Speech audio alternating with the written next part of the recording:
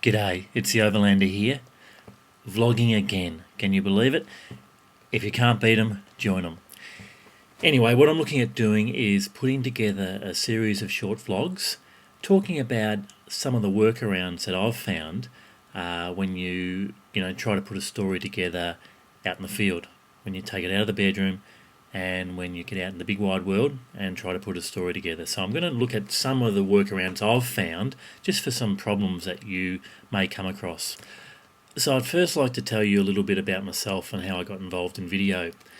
It was about the mid-1990s that small cameras like this little beauty came onto the market, and it basically meant that anyone could afford a broadcast quality camera and produce stuff that could be shown on TV.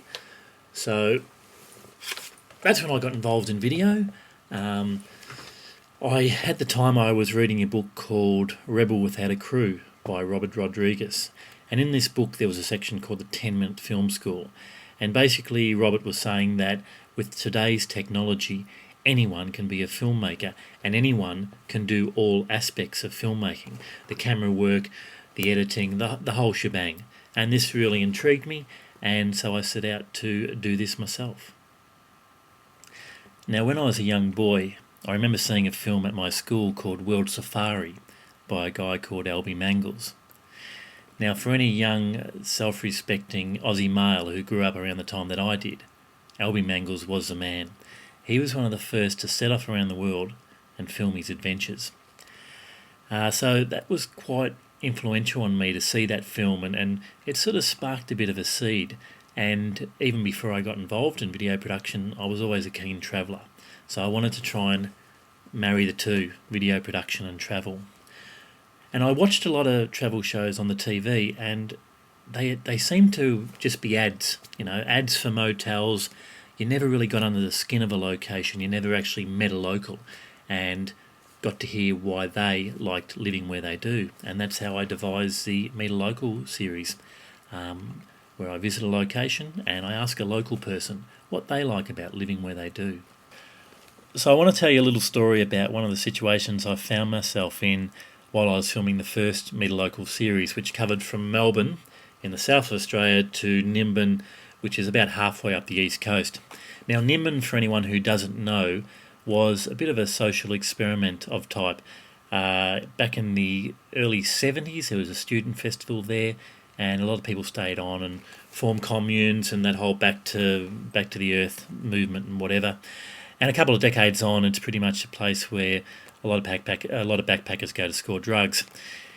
Anyway, the week before I arrived in Nimbin, a national current affairs program had done an expose on the drug problem. So you can understand a lot of the drug dealers weren't terribly keen to have their face on camera. Anyway, I'd done my interview with Neil Pike, and it was a fantastic interview. He really summed up things beautifully. And it's a one-street town, and I have to film that one street. So I get my camera out, ready to film, and I'm approached by a drug dealer. "You film here, man. We're going to break your camera.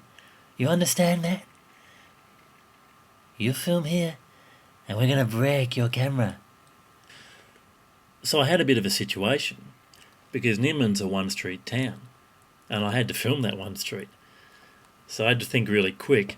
So I looked around, and I found the biggest, meanest-looking guy who had his shirt off and was covered in prison tattoos, and I said to him, "Look, mate, look, I'm not interested in filming your drug dealing, I'm just trying to promote the town. I don't work for TV. I'm just doing this independently.